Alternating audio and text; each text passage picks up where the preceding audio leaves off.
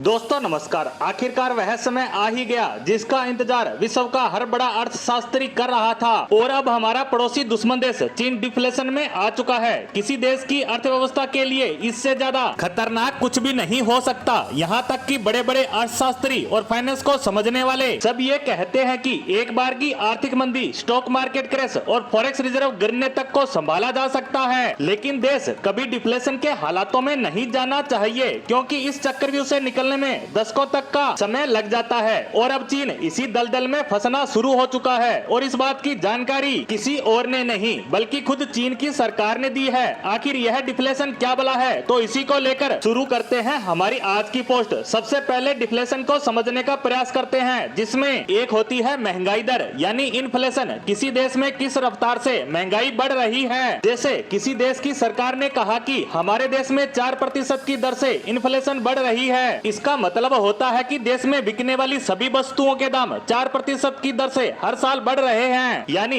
आज जो चीज 100 रुपए में मिल रही है वह अगले साल 104 रुपए में मिलेगी। इसे कहते हैं महंगाई दर यानी इन्फ्लेशन। वहीं इसका विपरीत होता है डिफ्लेशन, जिसमें बाजार में वस्तुओं के दाम लगातार गिरने लगते हैं। जैसे बाजार में आज कोई वस्तु 100 रुपए में मिल रही है और उस देश में डिफ्लेशन की दर 4% है, तो उस वस्तु का अगले वर्ष दाम होगा 96 रुपए। और चीन में यही हालात बनना शुरू हो चुके हैं। चीनी सरकार ने खुद कहा है कि उसके देश में 0.2% की दर से डिफ्लेशन की शुरुआत हो चुकी है और जानकार तो यहाँ तक कह रहे हैं कि आने वाले समय में यह दर और ज्यादा बढ़ेगी। यानी चीन में वस्तुओं के दाम गिरना शुरू हो चुके हैं और आने वाले समय में ये और नीचे जाएंगे। अब ये सब सुनकर आपको लगेगा कि यह तो बहुत अच्छी बात है, वहाँ के लोग तो खूब खरीदारी कर रहे होंगे, साथ ही हमारे देश में भी कुछ ऐसा हो जाए तो कितना अच्छा होगा। लेकिन यह इतनी अच्छी बात भी नहीं है जैसी यह दिखने में लग रही है। अब चीन में पैदा हुए हालातों पर बात करते हैं कि आखिर यह सब हुआ कैसे।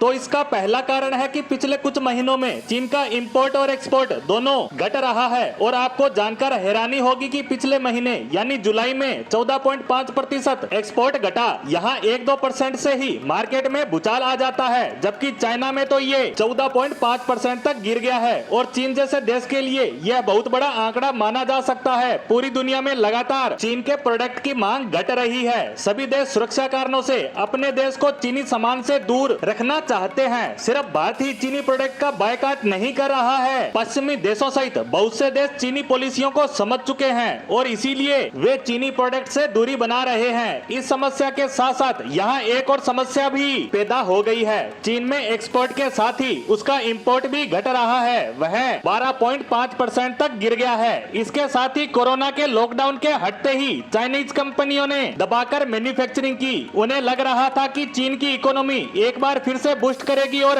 हमारा सामान चीन सहित पूरे विश्व में दबाकर बिकेगा, लेकिन ऐसा कुछ भी नहीं हुआ। ना तो चीन के लोग खरीदारी कर रहे हैं और विदेशों में भी उनके सामान की डिमांड घट रही है। इसी कारण इन कंपनियों को अपने दाम घटाने पड़ रहे हैं। ओवरऑल बात करें तो चीन के अंदर हर एक चीज के दाम लगातार गिर रहे हैं ताकि उनका सामान किसी तरह से बिक सके। लेकिन यह वहाँ डिफ्लेशन की शुरुआत बताई जा रही है, क्योंकि यह एक दलदल के समान है। क्योंकि जब दाम घट रहे होते हैं तो लोग खरीदारी नहीं करते, क्योंकि उन्हें लगता है कि हो सकता है कि दाम और घटे। इसी चक्कर में बाजार से खरीदार गायब हो जाते हैं, जिसका असर ये होता है कि इन कंपनियों को अपना प्रोडक्शन बंद करना पड़ता है, जिससे भारी संख्या में लोगों की नौकरियां चली जाती हैं। और जब लोगों की नौकरियां जाने लगेगी तो उसका और ज्यादा असर उस डिफ्लेशन पर पड़ेगा, क्योंकि लोगों के पास पैसा नहीं होगा तो वे खरीदारी से बचेंगे और सिर्फ अपनी जरूरत का सामान ही खरीदेंगे। इसीलिए इस डिफ्लेशन को दलदल या उस चक्रव्यूह की संज्ञा दी जाती है, जिससे निकलना बहुत ज्यादा मुश्किल हो जाता है। इसीलिए अब चीन की सरकार इन खबरों को दबाने का प्रयास कर रही है ताकि उसके देश में हालात ज्यादा न बिगड़े। इसी के साथ चीन के डिफ्लेशन पर हमारी आज की पोस्ट को यहीं समाप्त करते हैं। धन्यवाद।